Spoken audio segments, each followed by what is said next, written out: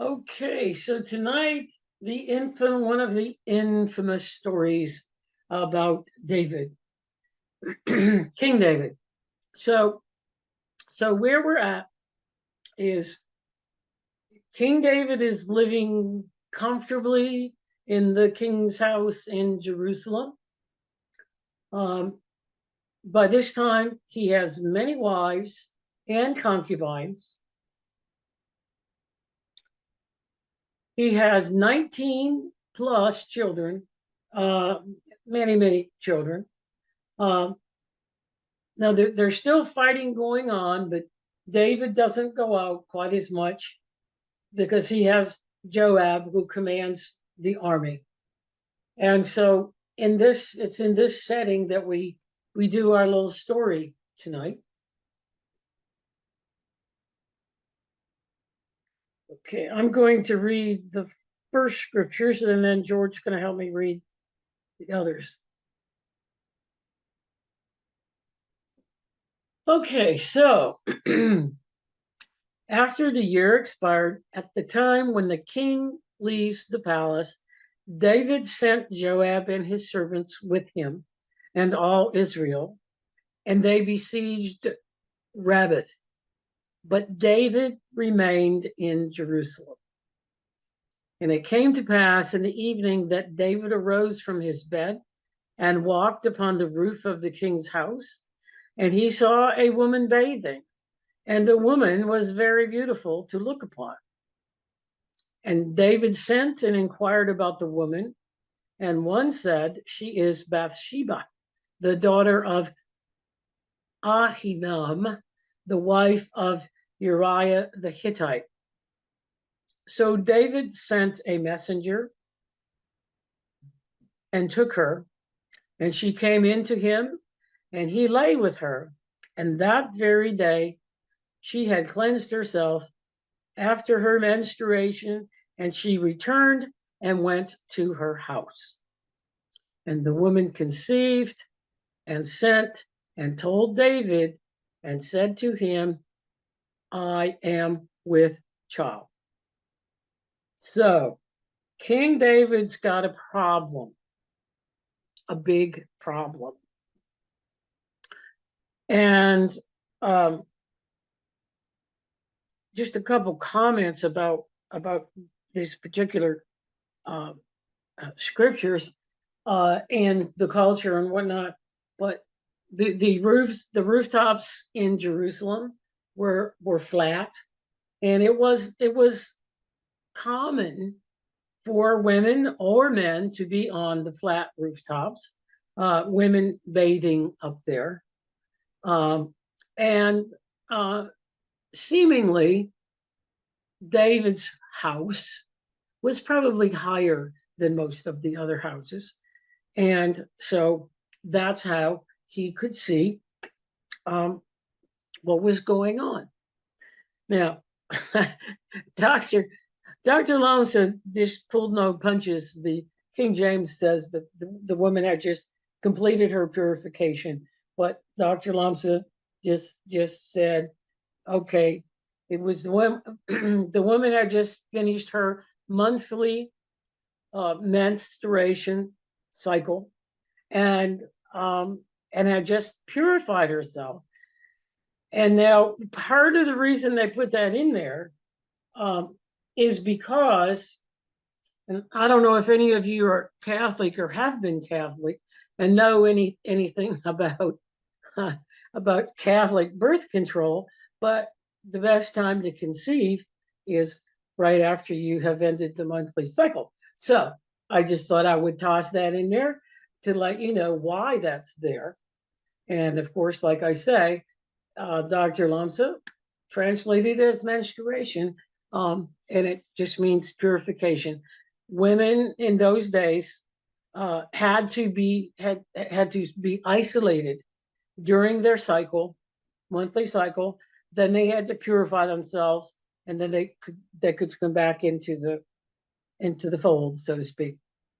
Okay, now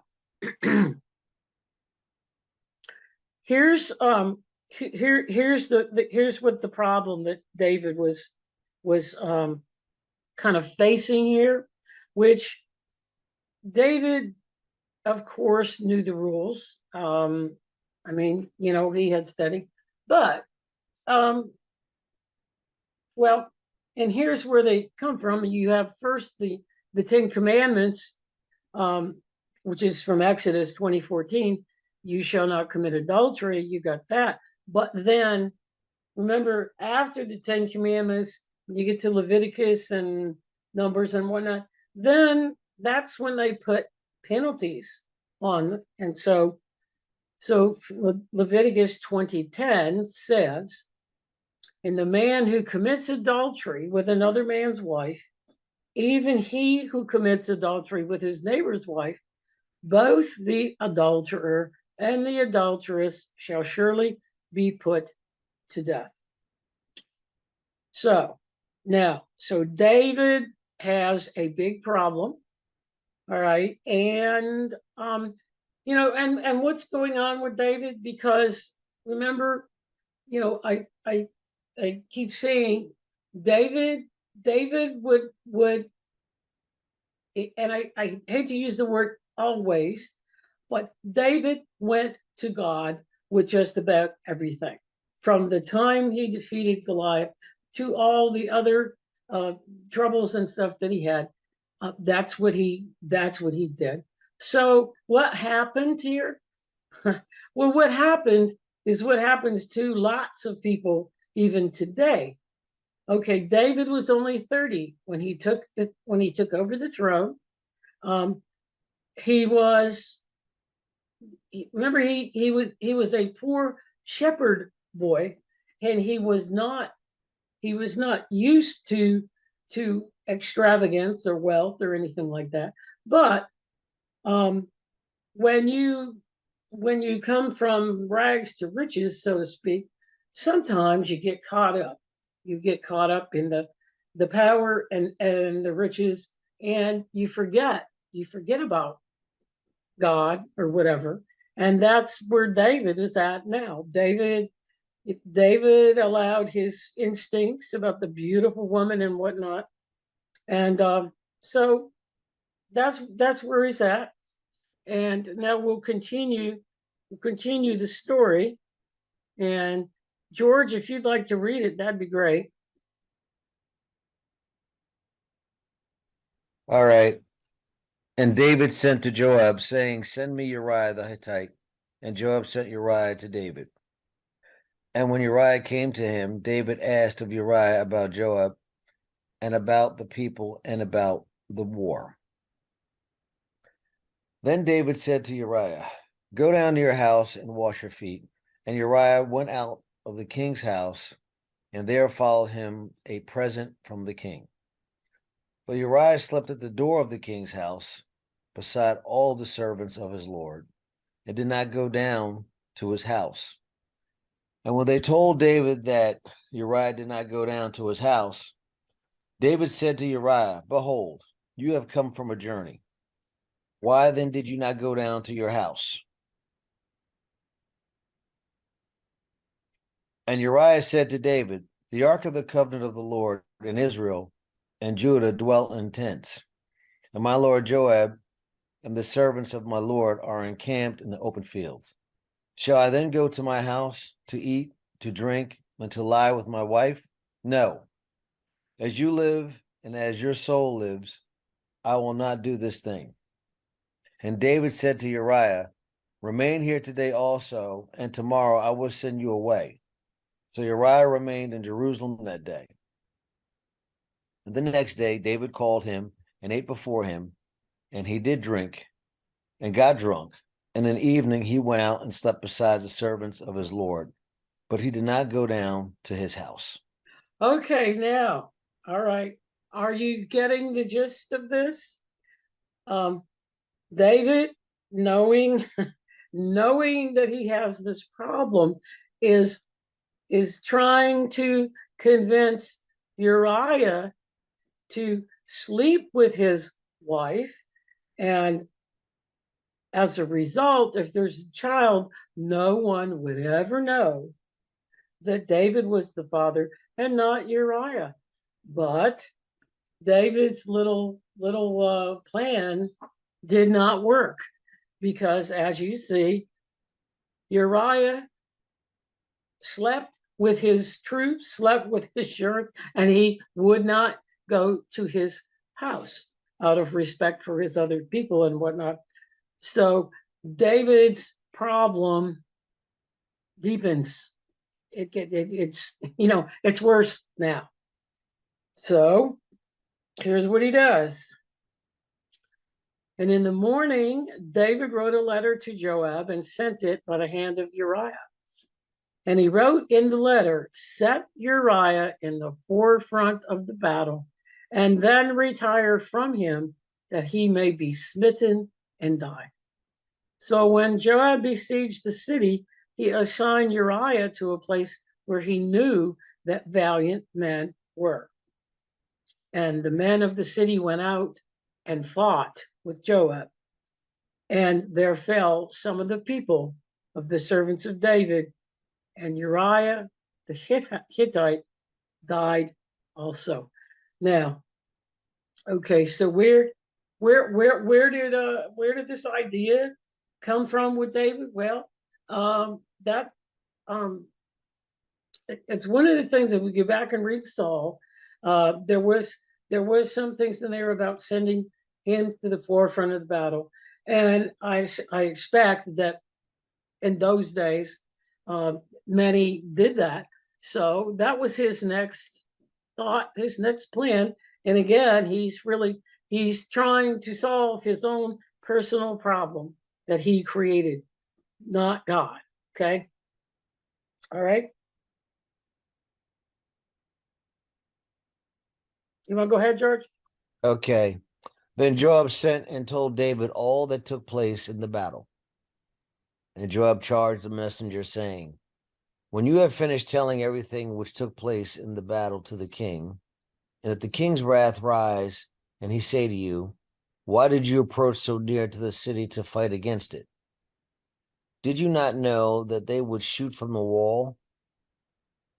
Who killed Abimelech, the son of Nedobal? Did not a woman cast a piece of millstone upon him from the wall, that he died? Why did you go near the wall?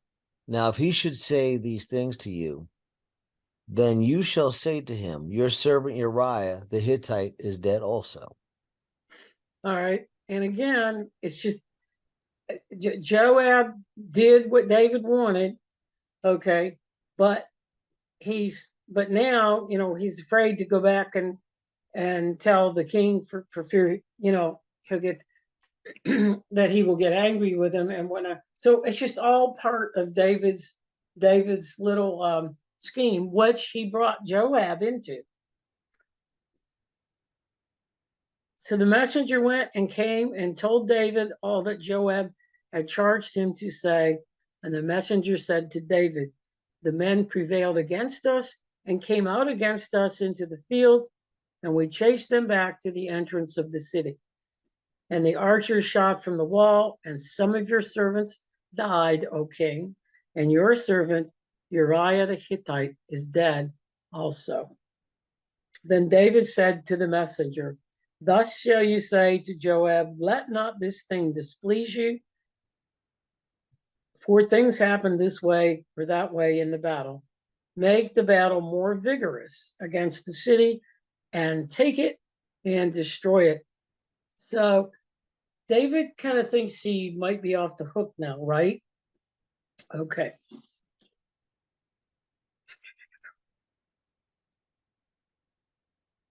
All right. And the wife of Uriah the Hittite heard that her husband was dead. She mourned for her husband. And when the days of her mourning were over, David sent and brought her to his house, and she became his wife and bore him a son. But the thing that David had done displeased the Lord. Okay, so the deed has been done. David thinks he's probably off the hook. But Next, we have, all right, we have a parable next. And I thought that I would just sort of do some basics about parables because we don't generally think of parables in the Old Testament, but this is one. There are a few. This is one that, well, a famous parable, let's just say. So when we talk about parables, all right, the Aramaic word pilatha, it means parables, proverbs, allegories, and illustrations, and it falls under something called symbolism, which is one of the seven keys. All right, so a parable is verbal imagery which portrays and illustrates an event or teaching. The main purpose of a parable is to convey an impression and not to construct definitions or establish dogmas. Eastern teachers told parables to test their listeners and to study their reactions to the stories. This was the case with prophet Nathan, who had to expose King David for committing adultery and murder. And so what you're going to see here, you're going to see what, unless you understand that it's a parable, you're going to hear Nathan talking about something, but most people don't even realize it's a parable and don't really know what he's talking about. So here goes the parable. Parables are normally short, and this one is.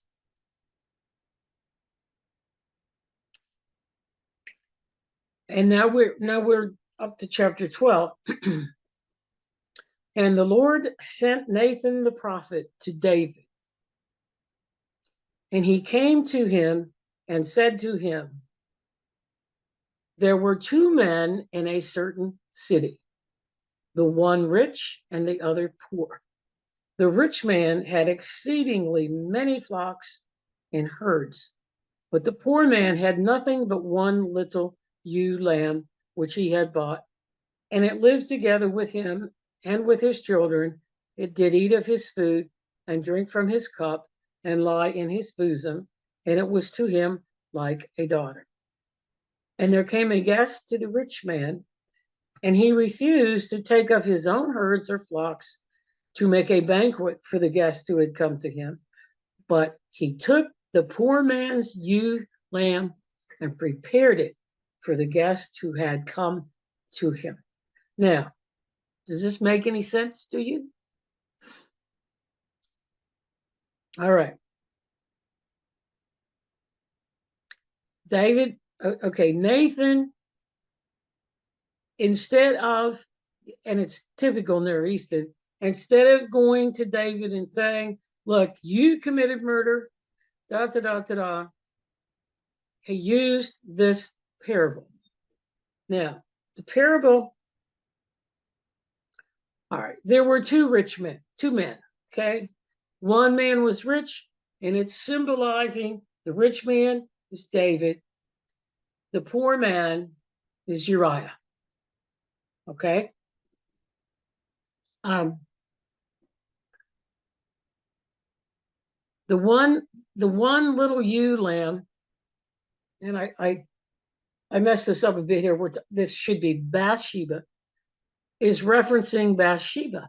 Why? Because Uriah had only one wife. And when he's talking about, we'll go back here. The poor man had nothing but one little lamb. Uriah had nothing but one, he had one wife. And of course, he was the supporter of that wife and his children and all that. And then, of course, the rich man, when it's talking about refuse to take of his own herds or flocks, remember David had many wives, okay? Many wives and concubines. And so Nathan presented this to David. And here's what happened. You want to go, George? Okay.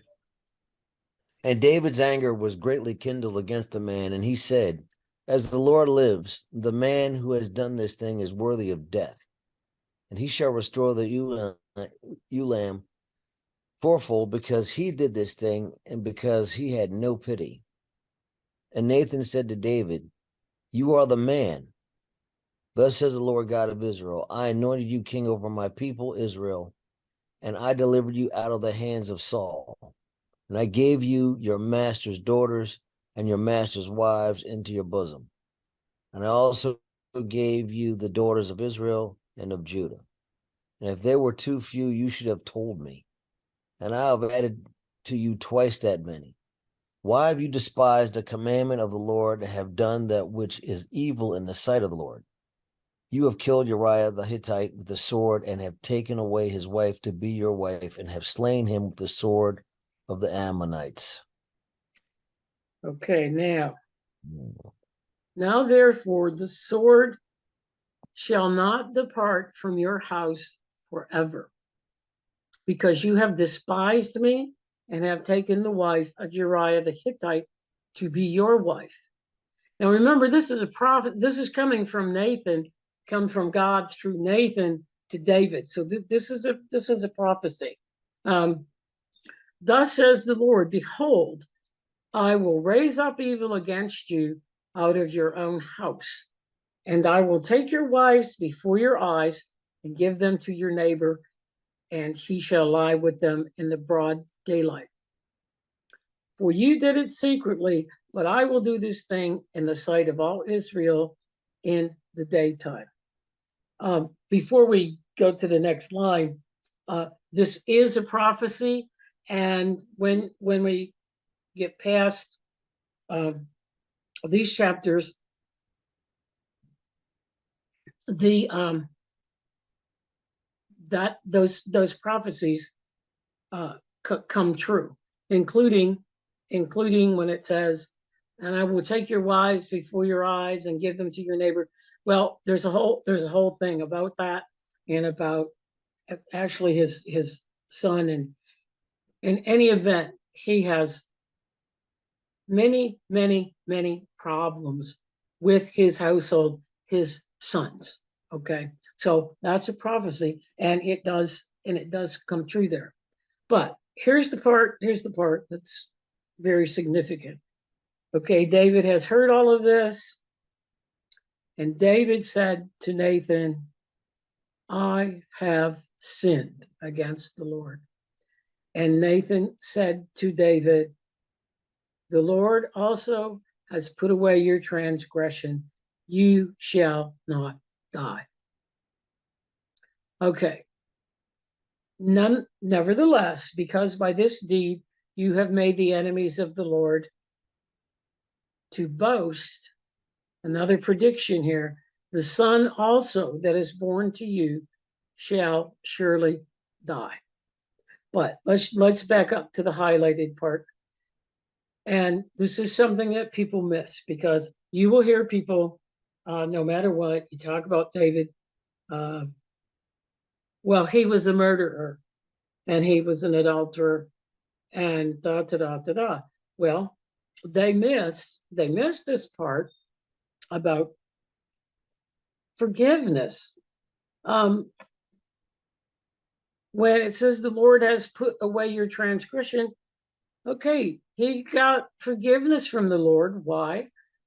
Because he owned up to his sins. He repented, turned back to the Lord, and when it says you shall not die, remember the law that I just showed you said that, if you're an adulterer, if you sleep with another man's wife, the punishment is death. Of course, it would be to her too, but he has repented, and forgiveness. That's the key here to this story. And okay. Now, another important part here. Then Nathan went to his house. Okay. And the Lord struck the child that the wife of Uriah the Hittite bore to David, and it was very sick. David therefore besought God for the child, and David fasted and went in and lay all night on the ground. And the elders of his household arose and tried to raise him up from the ground, but he would not, neither did he eat bread with them. And it came to pass on the seventh day that the child died. And the servants of David feared to tell him that the child was dead, for they said, behold, while the child was yet alive, we spoke to him, and he would not listen to us. How then shall we tell him now that the child is dead? He may react violently. Okay, the key here, and we've talked about this many times, about the Lord God being responsible for everything good, everything bad. And so I have a couple paragraphs here from the commentary, and I'm going to go ahead and read them because when I first learned this, it took a long time for this to settle in with me about when you read the Old Testament and you hear back 2 verses ago, and it said, well, and God was displeased with David. Well, let's read these paragraphs because God doesn't do, okay? God just is.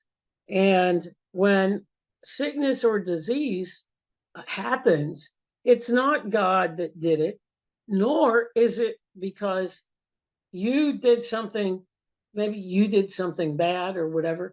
But things do happen to human beings, but it's not God that did it. So we're going to go ahead and read these paragraphs, and hopefully that will get a better understanding. In biblical days, health, death, misfortunes, and sicknesses were looked upon as acts of God. When people did something wrong, then some evil would come upon them. It was believed that God brought the evil as a punishment and retribution. Then again, when others prospered, it was said that God had brought them to their wealth. People believed that nothing happened without God's knowledge and approval. Very important to understand. I mean, that belief was still there in Jesus' time, but in the Old Testament, it's real important to understand that. Okay, at that time when religion was in its infancy and the knowledge of God was limited to a few people, man could not see that the things that happened were caused by their own actions. They did not know that as children of God, they are endowed with powers and have the prerogative to choose wisely by doing what is good and appropriate, or choosing what is inappropriate and damaging. When the full truth is revealed, human beings will find that they are responsible for the things that befall them. God does not discriminate between human beings. Everyone is a child of God.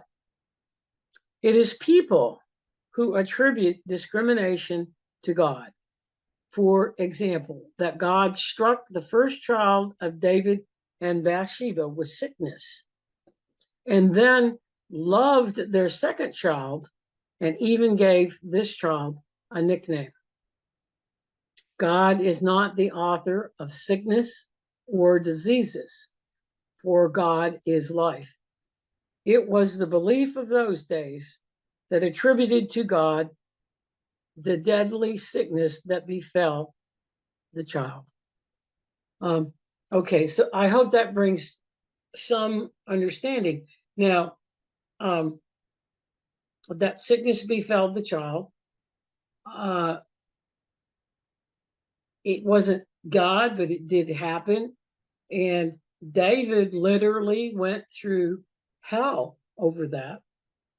And again, um, he repented. And okay, but when David saw that his servants were whispering, David perceived that the child was dead.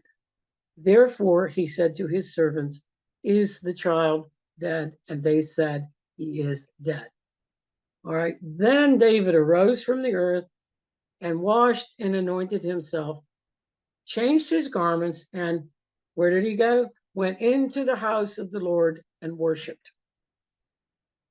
Then he came to his own house and asked for food, and they set it before him, and he did eat. Okay. Got one more. All right.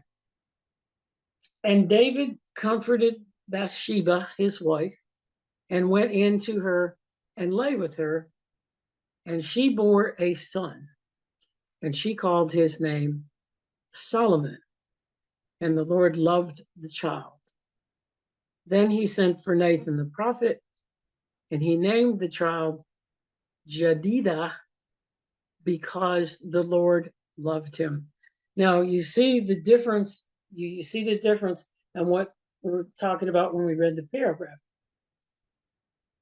David, yes, that son, that first son of David, was sick, and the belief system was that David was being punished.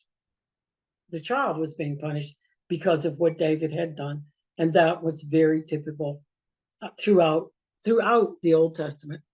And really, many believe that even today.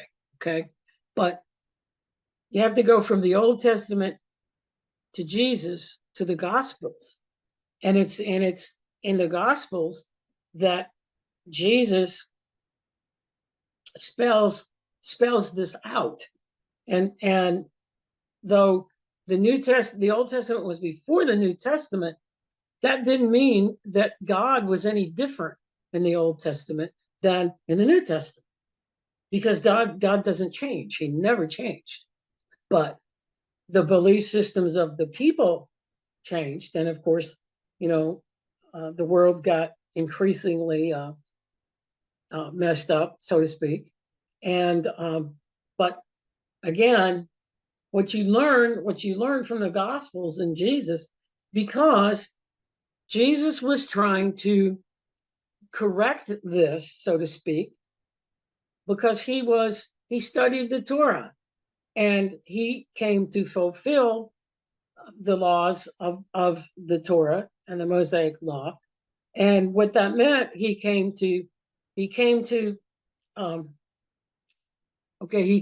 say, look, these beliefs that you have, God has sent me to tell you that he doesn't do that. He doesn't punish, and nor does he reward. God is just love, and God is spirit, which of course accounts for him being everywhere. And so that that realized that. And lastly, Solomon, the name means my son of peace. And it was very common to have nicknames. Okay. And so Solomon's nickname was beloved. That's what that means. My beloved, dear, darling, and precious. Now, again, getting back to, okay, the first son died, and God, God did it, and God didn't like that son and whatnot. Well, let me tell you, David had many other sons. And back when it was talking about the prophecy, and it said, we know there will be evil in your house, forever. Well, those sons, and of course, his firstborn son was not Solomon, and that was not typical. But from the firstborn son down through, Lord, I don't know, 19 others or whatever, there was always chaos. One son was challenging another. They challenged David's throne and whatnot. And so, ironically, out of that deed of David's, his adultery, his murderous ways, ironically, out comes Solomon. And if you know anything about Solomon, Solomon's reign was one of peace, and Solomon, of course, was known for his wisdom. Now, of course, he had other problems too, but that's something we don't want to get into that now. And so that's the bit on David and Bathsheba. So what I did, I just put this out there. David repented; he turned back to God and was forgiven. But have we forgiven David?